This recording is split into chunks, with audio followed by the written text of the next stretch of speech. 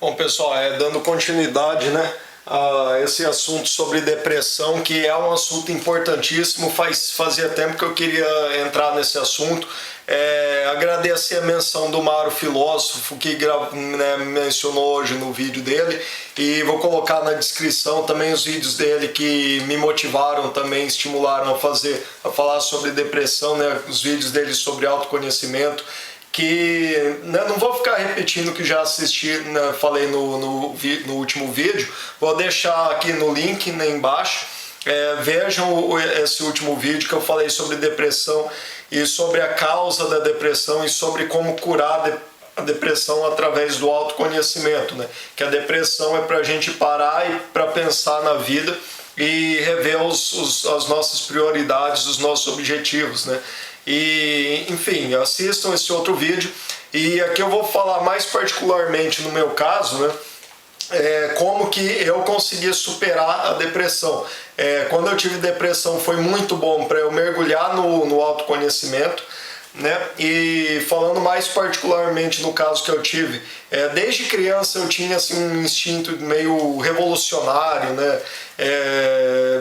Só que tentava, né? Eu tentava entrar no trilho, sabe? Ver normalmente como todo mundo, né? Conforme eu aprendia, conforme ensinavam na igreja, né? Na escola. E que a gente tem que fazer faculdade e aí vai trabalhar no sistema e tudo, né, e viver essa vida normal. Mas dentro de mim eu tinha um instinto assim revolucionário, né? Desde criança eu morria de raiva na escola e quando eu tinha lá meus 8, 9 anos eu tinha tanta raiva da escola, daquele sistema ali, que eu tinha vontade de, quando eu fosse adulto, eu pensava em ser um revolucionário, de revolucionar o sistema de educação. E hoje, né, através de vendo essas ideias sobre homeschooling, né, tenho pensado sobre isso também, mas é assunto para outro vídeo. Mas a gente precisa mudar totalmente o nosso sistema de educação, que do jeito que está não tem condições, não funciona. É um absurdo, né? Ainda mais com tudo isso que está mudando no mundo hoje, não tem cabimento continuar nesse sistema que já não funcionava 20 anos atrás, né? Enfim, pessoal. E aí eu tinha internamente esse sentimento, mas nasci na igreja, sabe? Tive aquela educação religiosa, acreditava, aceitava aquilo ali, né? Eu confiava, bom, os adultos, né? Todo mundo aqui tá falando que é assim, então quem sou eu, né? Criança para questionar, né? Mas aí quando eu tive 10 anos, eu tive uma experiência que me afetou profundamente, né? Primeiro eu tive uma visão de um acidente, de uma pessoa que morreu, e depois eu fui ver que o acidente que matou aquela pessoa aconteceu exatamente como eu tinha visto na visão, no sonho, enquanto eu estava dormindo, né? No dia seguinte aconteceu o acidente. E aquilo me abalou profundamente, e aí eu não lembro se foi alguns dias ou semanas depois, eu sonhei com aquela pessoa, né, que tinha falecido recentemente. Eu tinha só 10 anos de idade. E eu achei que, como eu estava abalado com a morte daquela pessoa, eu achei que foi simplesmente um sonho, né, com 10 anos de idade. Mas aquilo mexeu muito comigo, né, ainda criança. E era um sonho, foi um dos sonhos mais realistas que eu já tive na vida. E o que mais mexeu comigo foi a visão do acidente, né? Porque sonhar com aquela pessoa para mim era só um sonho, mas a visão do acidente, se não tivesse acontecido o acidente, seria só um sonho também. Mas como o acidente aconteceu exatamente como eu vi no sonho, aquilo me abalou, porque não tinha explicação para aquilo em tudo que eu aprendi na igreja. Pelo contrário, ia contra tudo aquilo que tinham me ensinado na igreja. Então, com 10 anos de idade ainda eu comecei a me questionar com relação à religião, né? E aí com meus 12, 13, 14 anos, apesar de, como evangélico, quem é evangélico sabe, eu fui batizado com 8 anos de idade numa igreja batista. Isso é uma coisa assim bem fora do normal, né? E com 10 anos aconteceu isso, e lá com meus 12, 13 anos eu comecei a ficar realmente muito incomodado com tudo aquilo ali, não batia, sabe, não encaixava, eu tinha um sentimento de alguma coisa errada. E aí eu comecei a me afastar da igreja, né, e até pedir exclusão e tudo, né. Mas, enfim, eu fui crescendo e tal, e sempre com aquele sentimento de revolucionário, né? Mas tentando me encaixar no sistema, né? Querendo fazer faculdade, mas totalmente perdido, com vontade, mil coisas me interessavam, mas ao mesmo tempo nenhuma me interessava tanto que eu quisesse realmente me dedicar 4 anos só aquilo ali para tirar um diploma de faculdade. Tentei trabalhar dentro do sistema normalmente, e quando eu consegui um trabalho que eu realmente queria muito, né? Aí não deu certo, né? Juntou a perda do emprego que eu sonhava, né, que eu achava que seria o melhor trabalho possível para mim naquele momento da vida, né, com 22, 23 anos, e era um emprego assim muito melhor do que eu achava impossível na época, e combinou isso com frustração amorosa que eu também sempre tive, né, decepção, porque eu aprendi apanhando, né, que eu sendo o cara bonzinho, né, bonzinho só se fode, né, e a gente tem ideias muito erradas sobre as mulheres hoje em dia. Eu não sei se nós homens hoje a gente tem uma ideia muito errada, muito romantizada sobre as mulheres, ou se as mulheres que estão tão alucinadas com tanta ideologia que é enfiada, tanta merda que é enfiada na cabeça das meninas desde pequenas, que as mulheres estão ficando loucas com tanta merda que enfiam na cabeça delas, né? Desde os desenhos infantis, histórias infantis, ensinando que aqueles que antigamente eram os príncipes dos sonhos das meninas, hoje são os monstros, e as meninas de hoje aprendem com os contos de fadas que os verdadeiros príncipes que vão fazer elas felizes são os monstros. E aí elas vão atrás dos sapos, das feras, né? Hoje tá assim. E a gente vê as mulheres hoje com essas ideologias feministas. Isso é até assunto para um outro vídeo, para não esticar demais. Esse é um assunto que merece um vídeo só para isso. Por que tem tanta mulher com depressão hoje? A epidemia de depressão, principalmente entre as mulheres, são as que mais sofrem. Mas os homens também sofrem com o feminismo, né? Mas o feminismo está destruindo a cabeça das mulheres, enfiando merda na cabeça das mulheres, e elas estão se desviando, como eu expliquei no vídeo passado. O feminismo vai totalmente contra a natureza feminina, contra os instintos femininos, né, de casar, de ter filhos, de ser mãe, né, que é a coisa mais importante para a vida de uma mulher. E o feminismo quer forçar as mulheres a quererem ter objetivos masculinos, a querer viver como homens em todos os sentidos, sexualmente, profissionalmente, né? O feminismo não é uma ideologia para as mulheres, é uma ideologia que quer masculinizar as mulheres, né? Que quer convencer as mulheres a querer viver igual ao homem, transformar as mulheres em homens. E com isso destrói a vida das mulheres. Muitas, quando vão se cair na real, vão perceber isso, já é meio tarde, né? Muitos já passaram de 30, 40 anos, perderam a oportunidade de relacionamentos, desprezaram a oportunidade de casamento, desprezaram homens que amavam elas, que queriam casar e ter filhos com elas. E aí elas vão envelhecendo e não casam, não têm filhos, e enfim, pessoal, a gente tem o resultado aí, mas é assunto para outro vídeo, né? E voltando no meu caso, juntou decepção com trabalho profissional, decepção amorosa, né? Problema com mulher, que também foi um dos motivos que eu sempre tive, né, problema, porque mulher realmente não gosta, né? O cara se fode. Mulher gosta de cafajeste, né? Elas reclamam tanto, mas elas adoram cafajeste, adoram o cara que não presta, o cara que é bonzinho. O cara, para se fuder, para ser pisado e humilhado por uma mulher, é gostar dela. O cara que realmente gostar, que amar uma mulher, vai sofrer que nem um cachorro. E eu aprendi isso da pior maneira possível, né? As mulheres odeiam ser amadas, né? Só da boca para fora, né? Enfim. E aí juntou tudo isso, eu entrei nessa depressão profunda, né? E aí um amigo meu, né, me falou sobre o Nessa Hanlita, né? E foi naquela época do Orkut. E aí eu fui pesquisar sobre o Nessa Hanlita, baixar os livros dele, né? Até hoje eu nunca li, eu não consigo ler livros, né? Eu não li os livros dele inteiro. Mas só de dar uma olhada naquilo ali, aquilo abre a mente de uma maneira, né? Dar uma olhada só nos livros do Nessa Hanlita, aquelas ideias dele. aquilo tira a gente da Matrix, né? A gente cai na real, a gente começa a entender a realidade, né? Sobre as mulheres, sobre relacionamentos. E é uma transformação completa na mente masculina, como homem, né? A gente deixa de ser trouxa, né? Deixa de fantasiar e de sonhar sobre mulheres, né? E cair na real sobre a realidade, né?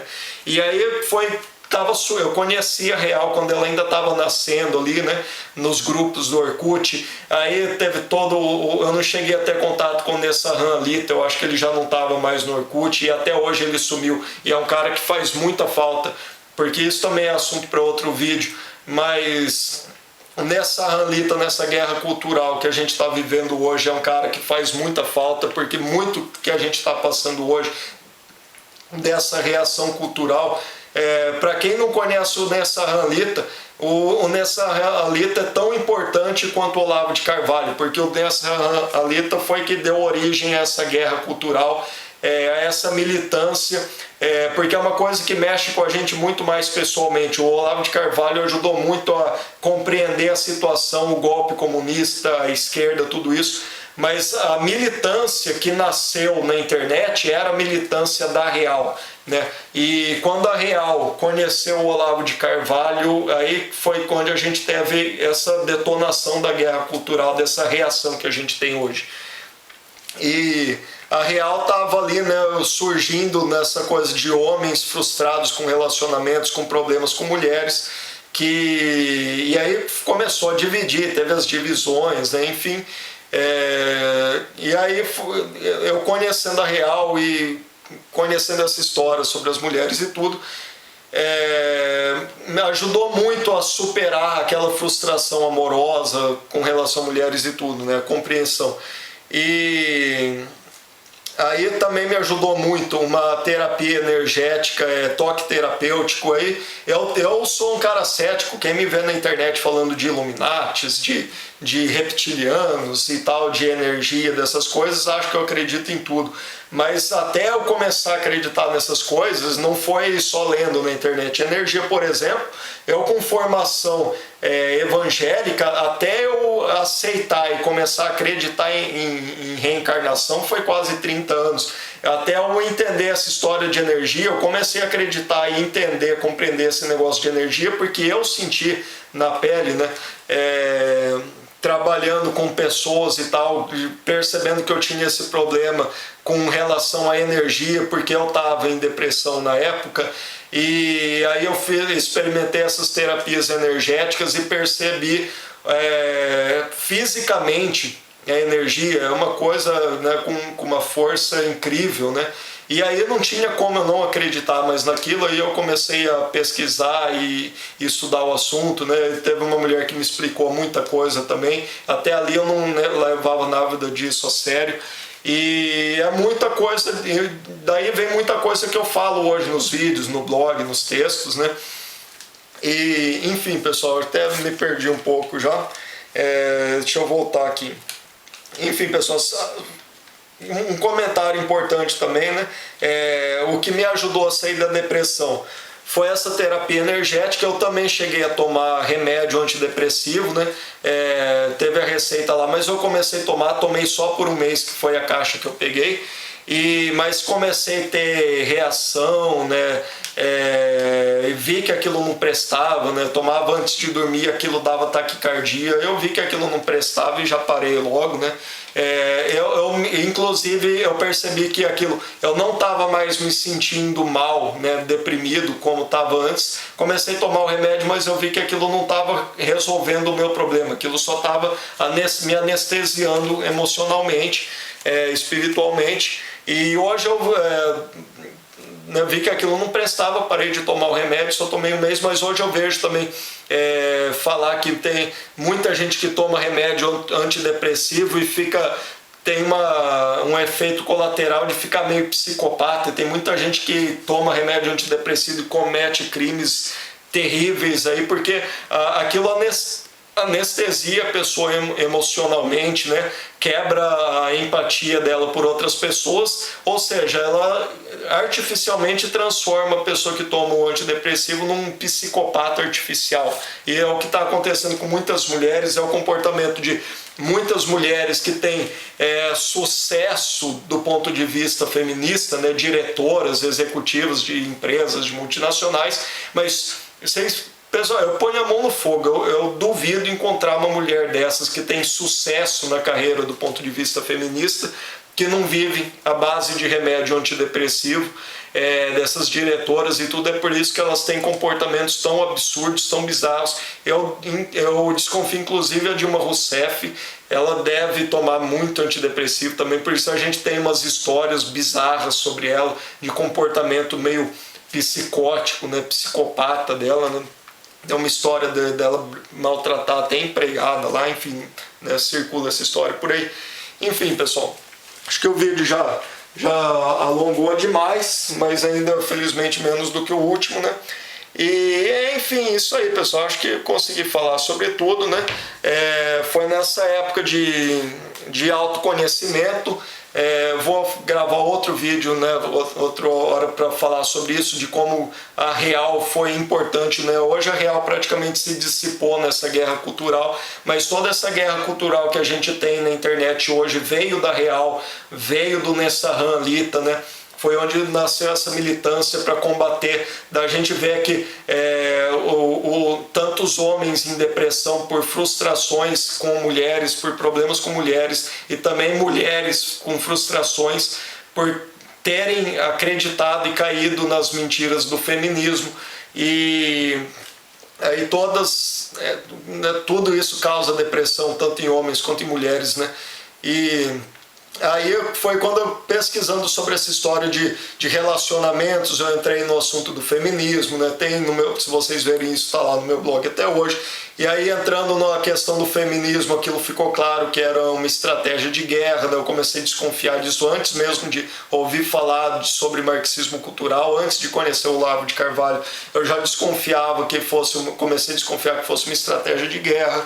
E aí, trocando ideia ali na Real, né, foi quando a gente começou a combater o feminismo. Já tinha um combate ao feminismo, e aí entrou o combate ao marxismo cultural como um todo, e ao combate à esquerda, o combate ao comunismo. Enfim, foi a raiz de toda essa guerra que a gente estava vivendo hoje, né? Foi ali no movimento da Real. Mas aí já é outro assunto. Foi assim que eu superei a depressão, né?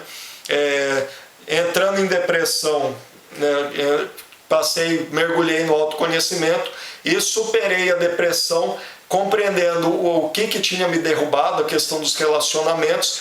E aí foi onde eu tirei energia e disposição, sabendo o que tinha me derrubado, vendo que a causa estava no feminismo, nessas ideologias subversivas, e a minha motivação para sair daquele fosso, do fundo do poço, foi não me entregar, porque muita gente acaba se suicidando quando dá deprimido. Eu vi, não, eu não vou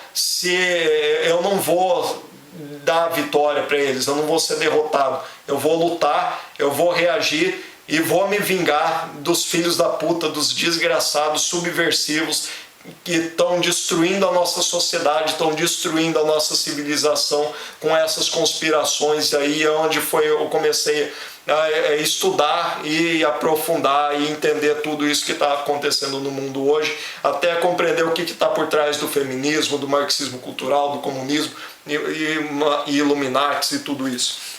Enfim, pessoal, já esticou bastante o vídeo, né? E um conselho que eu deixo para todo mundo, né, que está em depressão: aproveita o momento da depressão para se conhecer, conhece-te a ti mesmo, mergulha no autoconhecimento, aproveita esse momento que pode ser muito bem aproveitado e tira daí a motivação. O que aconteceu que te derrubou, e para você ter força para se levantar, não se entrega, não dê a vitória para as forças ocultas, para os satanistas subversivos que querem destruir a nossa sociedade, destruindo as pessoas, destruindo os relacionamentos, destruindo a família. Se fortaleça, cria forças para se levantar, e a motivação para se vingar desses desgraçados satanistas. E a gente conhece o fim dessa história. Eles dominaram o mundo já, mas no fim a gente sabe que o bem vai prevalecer. Então, busque conhecimento e conhece-te a ti mesmo.